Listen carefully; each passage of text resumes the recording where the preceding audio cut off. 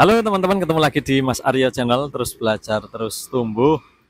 Nah teman-teman, pada dasarnya semua barang-barang di toko plastik itu pada saat menjelang puasa dan lebaran akan mengalami peningkatan penjualan. Tetapi ada beberapa barang yang secara khusus harus kita siapin dan jangan sampai kelewatan teman-teman. Jangan sampai nanti pada saat dibutuhkan di bulan puasa dan juga momen lebaran, barangnya malah nggak ada atau kehabisan. Nah, dalam video ini saya akan sharing barang-barang apa saja yang jangan sampai telat harus kita siapkan selama bulan puasa dan lebaran. Yuk langsung simak ya. Nah teman-teman, kalau di tempat saya yang saya siapkan pertama adalah ini produk sejuta umat, yaitu kantong kresek ya. Kantong kresek itu stoknya jangan sampai kekurangan, disiapkan kira-kira stoknya sampai selesai lebaran masih ada.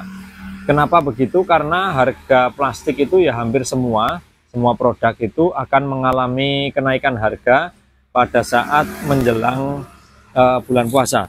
Jadi kalau beberapa waktu lalu itu harganya turun teman-teman ya, beberapa bulan itu harganya terus turun, dan ini mulai menjelang bulan puasa, sekarang ini sebulan sebelum puasa harga-harga udah mulai kelihatan naik teman-teman. Nah, jadi sebelum harga-harga naik semakin tinggi, jauh-jauh hari saya sudah mempersiapkan beberapa produk yang nanti selama bulan puasa dan lebaran itu akan sangat dibutuhkan atau akan sangat-sangat dicari orang.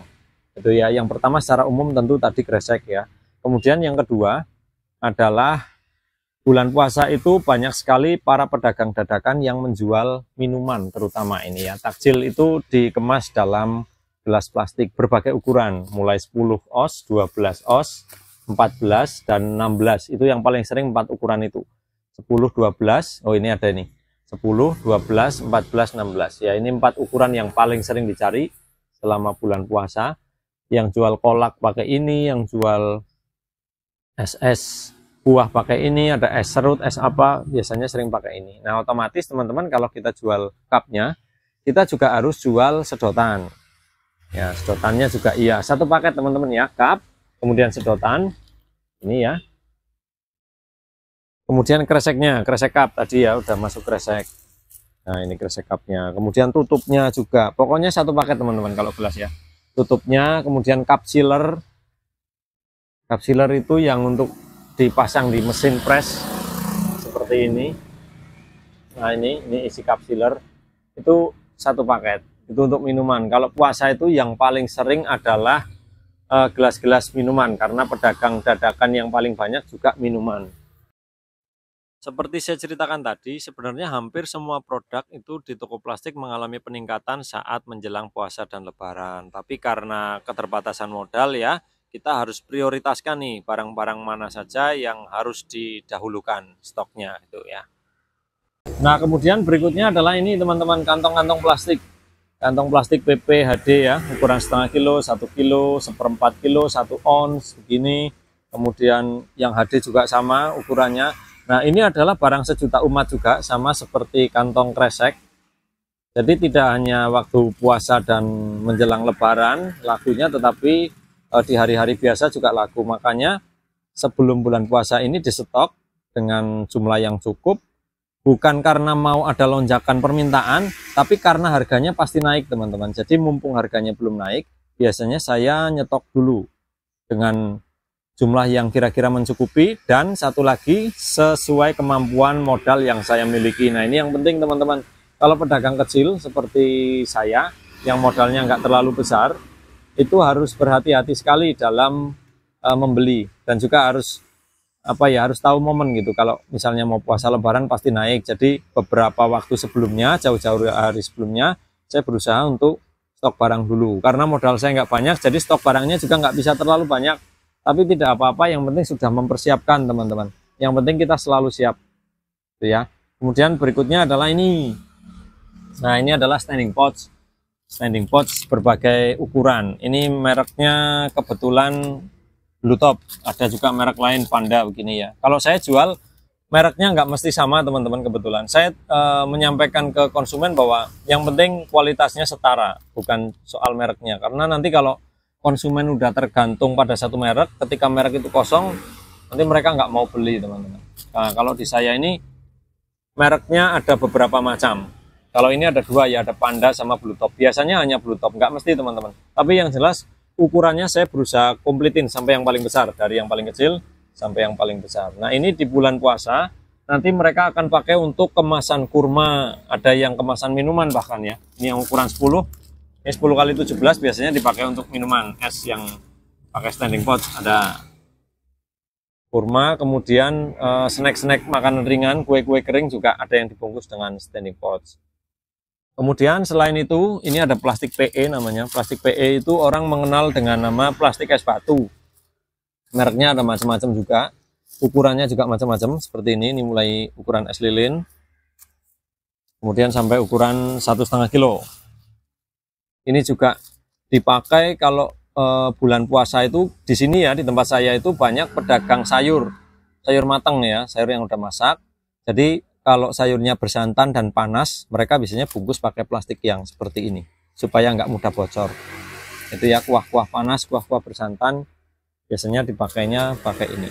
Kemudian untuk pedagang es juga bikin es batu sendiri di rumah, pakai plastik ini, supaya nggak bocor. Karena kalau pakai plastik-plastik tipis seperti ini, di kulkas itu biasanya sekali cabut, kan kadang kalau di freezer nempel ya es batu ya, sekali dicabut dia sobek biasanya.